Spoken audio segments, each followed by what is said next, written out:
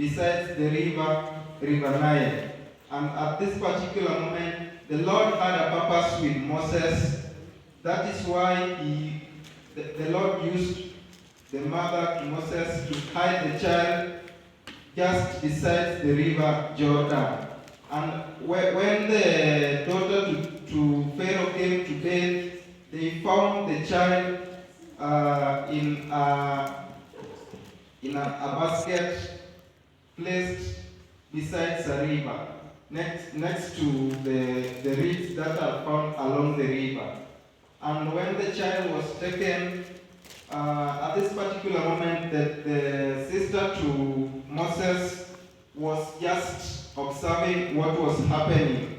And when she saw that the child was taken, she came to the daughter to Pharaoh, the daughter of Pharaoh, and asked her if she could offer an assistance to her. And she went and called the mother to the child.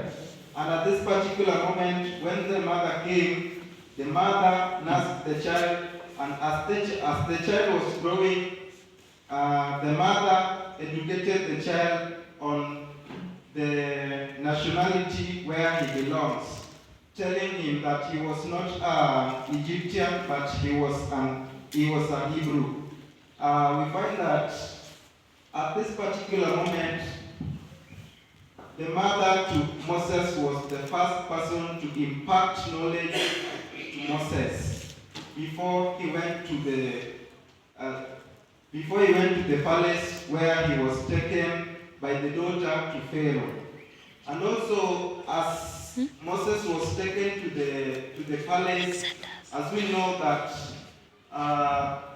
the children to the king and the princess, they were being educated. Moses was also among those who were privileged to be educated. And at this particular moment, Moses was educated, and the education in which he got in Egypt helped him in writing the first 5 books of the Bible. Another character whom we are going to look is Daniel. Daniel was also among the Israelites who were taken to captivity in the city of Babylon. And at this particular moment,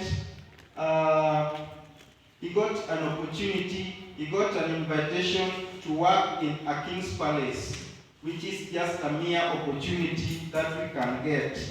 And this particular moment, the king wanted only those who were educated, and Daniel and his friends were among those who were taken captives in Babylon, and they were educated on what skills the king wanted.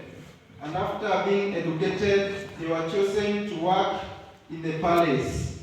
And as they were working, they offered their services to the king, and also there was a time when the king had a dream. And we find that Daniel and his friends were the people who were able to interpret the dreams. Although there were other workers who were working in the king's palace, like the wise men, they were working in the king's palace, but they were not able to interpret this dream. We find that at this particular moment, when the king gave out a command that whoever gives the interpretation and the meaning of the dream will be given opportunity to serve as the third among his members, among his servants in the kingdom. At this particular moment, Daniel was privileged to get the vision and to interpret the vision to the king. As they had prayed earlier, the Lord interpreted the vision to them, and the Lord used Daniel to interpret this vision to the king. Another character whom we are going to look at is Solomon. We had read the book Proverbs chapter 1, verse 7. The book of Proverbs was written by King Solomon. He was one of the kings of Israel. He was one of the kings who asked God to give him wisdom. And this wisdom in which he was given helped him rule the Israelites correctly, and also to help him understand the things that with mere humanity they could not understand, the things that we ourselves cannot understand. And also we find that Solomon was able to write several books, the book of Proverbs, the book of Songs of Solomon, and also the book of Ecclesiastes. He was having skills in writing. And also we are going to get that in the Old Testament there was school of prophets. The prophets, for example, Prophet Isaiah, Prophet Ezekiel, they were having a school in which they were trained before they took part in writing the Bible. They were getting impacted the skills in writing and also in reading the Word of God. We are going to look at education in the New Testament. In the New Testament, there were some of the disciples of Jesus who were educated. For example, one of the disciples of Jesus who was educated was Judas Iscariot. Another person was Matthew, who was the tax collector. Another person who was also educated, one of the apostles, was Paul.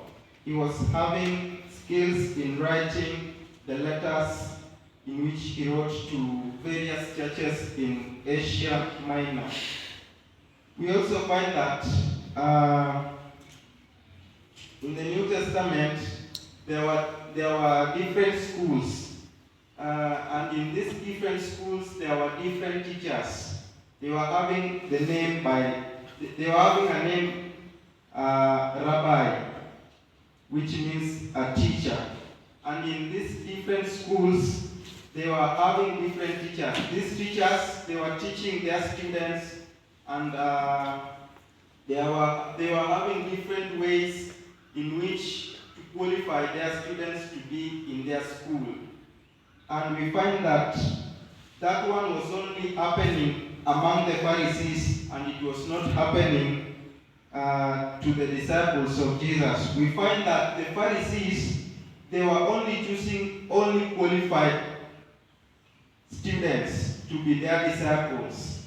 And in this school in their schools, they were teaching their students, and they were expecting their students to master everything that their teacher was teaching them, including how they dress, how they were eating, everything that the teacher was doing. They were expected to imitate.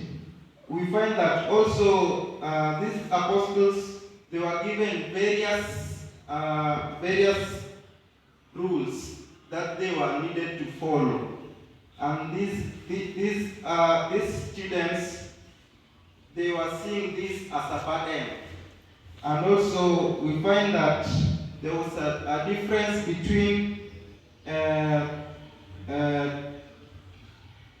disciples of Jesus and the disciples of the Pharisees. We find that the disciples of the Pharisees, after they have gotten the skill, they were also going ahead to choose their own disciples. But here, Jesus is commissioning us to go and make disciples for him and not for us personally. But according to the Pharisees, they were expected to make disciples of their own and also to teach them, and they were expected also to imitate their teachers. we find that among the disciples of Jesus, there were those who are educated and there were those also who are not educated. For example, those who are not educated were the fishermen, the first 4 fishermen which Jesus chose. For example, Peter. He was one of those who are not educated. But Jesus chose him because he was profitable to do his work in his ministry. And among the disciples, as I had said earlier, we found that Judas Iscariot was among them. Judas Iscariot came to be a disciple of Jesus. He was using the method in which the Pharisees were using, whereby the student was to go to the teacher and request the teacher to accept him to be one of the disciples. That is how Judas Iscariot got the opportunity to become one of the disciples of Jesus. Another educated student we found that was Matthew. Matthew was called to be a disciple of Jesus as he was working in the Roman government. He left his office of work where he was working as a tax collector to follow Jesus, who was having nothing. He was very different from the Pharisees. And also Jesus tried to use